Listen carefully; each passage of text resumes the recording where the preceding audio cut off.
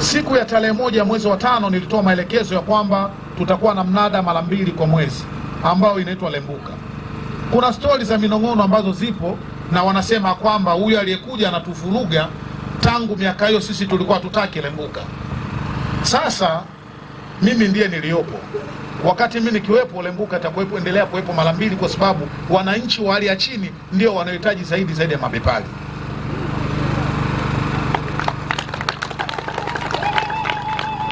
Kwa hiyo kama ni kuwa mix, mimi nitawa mix bila yasi. Naomba huo msimamo uendelee kuwepo. Lembuka itakuwepo tarehe 1 na Lembuka itakuwepo tarehe 14.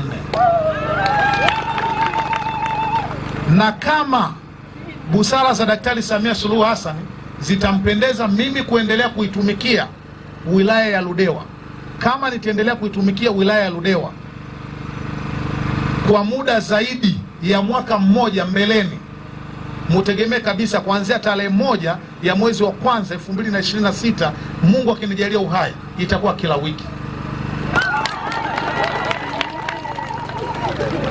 Kwa hiyo ile Lembuka mara 2 ni matazamio ya miezi 6. Siku moja nilikuwa niko na msafara katika ziara, tukaenda kwenye kijiji cha Amani. Nikashangaa karibia maafisa wote nilionao kwenye kazi wananunua maji na soda katoni nyingi wanaziweka kwenye magari. Nikawauliza sababu ni nini? Mbona watu mnanunua vitu sana?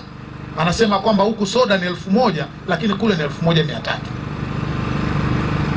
Ukiangalia sababu, distance ya kutoka Njombe ambako tunanunua vitu kwa bei ya jumla kufika Amani na kutoka Njombe kuja kuifika Ludewa ni distance kilomita zinafanana, na kama ni hadha barabara huko kote nafahamika. Kwa ni makusudi tuna kiburi cha wafanyabiashara kwa kisingizio juu ya kodi na vitu vinginevyo. Hii dhambi mnayofanya si njema. Kwa lazima tuweke ushindani.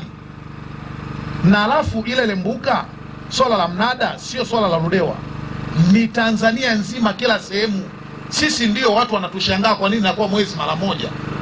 Kwenye wilaya na mikoa mingine ni kila Jumamosi, wengine kila Jumapili, wengine kila Alhamisi, wengine kila Ijumaa. Kila wiki mnada unakuwepo. Na kwenye mnada sio swala tu la kununua, ni pamoja na kuuza.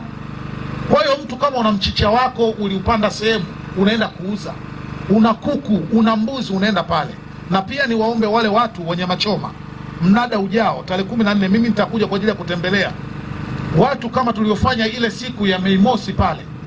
Watu wa baa, watu gani, tokeni huko, nendeni pale, chomeni mbuzi, chomeni ng'ombe, chomeni kuku, uzeni vinywaji kule, kuchangamke. Wilaya ni lazima iwe mpya. Tuwezi tukakaa kwenye wilaya ambayo watu wote wamejikunyata kutengeneza ufalme. Hayo maswala yalishaisha.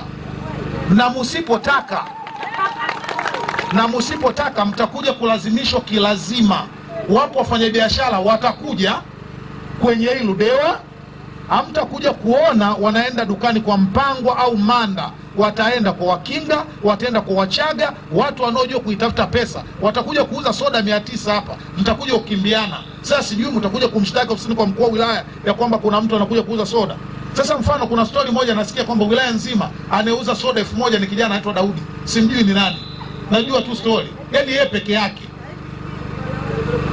Lakini wote baada ya yeye kuleta hiyo, wengine wanaanza kuuza buku.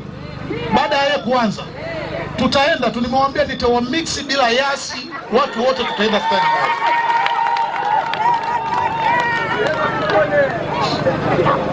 Wakati nafika wilaya ya Ludewa, nilikuta kituo cha mafuta kiko kimoja. Lakini kwenye kituo cha mafuta baadaye mwekezaji mmoja Imani kuambiana akajenga kituo cha mafuta pale.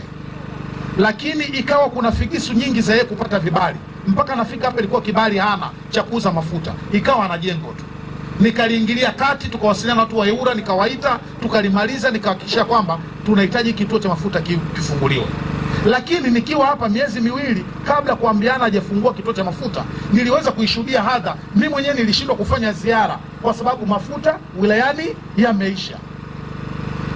Bodaboda ikawa wanatoza watu nauli bei ya juu kwa sababu mafuta mtaani yanauzwa shilingi 5,000, 6,000. Watu wamechukua mafuta kwenye vituo, wako nayo mtaani.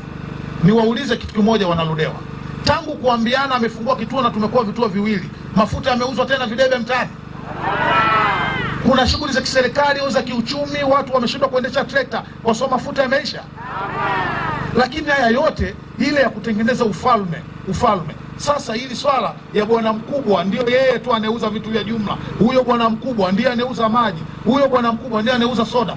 Kabla mabadiliko ya lazima ya wafanyabiashara wengine wanaojua kuitafuta pesa ya jaja, jitahidini mubadili fikra nyinyi wenyewe. Dunia inabadilika.